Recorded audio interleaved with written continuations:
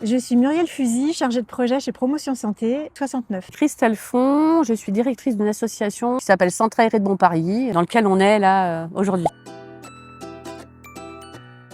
Le projet qu'on a envie de partager avec vous sur cette vidéo, c'est un projet de formation qu'on fait depuis plusieurs années auprès des stagiaires et des étudiants en BPGEPS. C'est-à-dire qu'ils se forment à être professionnels dans l'animation. Et c'est une formation qui consiste à les ouvrir sur l'éducation dehors et notamment favoriser le lien avec le vivant pour les enfants. Et comment est-ce qu'on peut faire des activités dehors de façon très simple dans des lieux de nature, notamment des lieux en ville. Et la formation, elle permet aussi de désacraliser un petit peu l'éducation dehors, qui des fois est perçue comme l'affaire des spécialistes, alors que mettre en contact l'enfant avec l'extérieur, la nature, ça peut être en fait sur des activités assez simples, sans forcément atteindre des exigences en fait de connaissances, mais simplement en fait de ressenti. Et en quoi c'est simple de le faire, c'est-à-dire leur montrer qu'avec peu de choses, peu de matériel, voire pas du tout de matériel, pas forcément une connaissance accrue, on va dire en sciences de la nature, on peut proposer des choses qui vont venir en fait enrichir l'enfant, développer tout ce qui est compétences psychosociales, leur lien à l'environnement, s'y intéresser, y être sensible.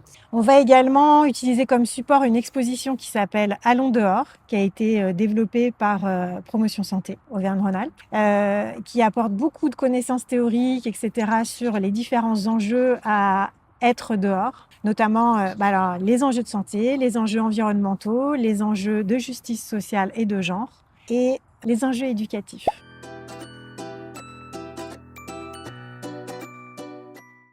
Alors pour moi, un environnement de vie favorable à la santé, on va dire du point de vue de l'éducation dehors, c'est proposer aux enfants d'être dans un environnement à la fois où ils sont libres et à la fois où il y a un cadre, où ils sont sécurisés. Il y a aussi l'environnement familial.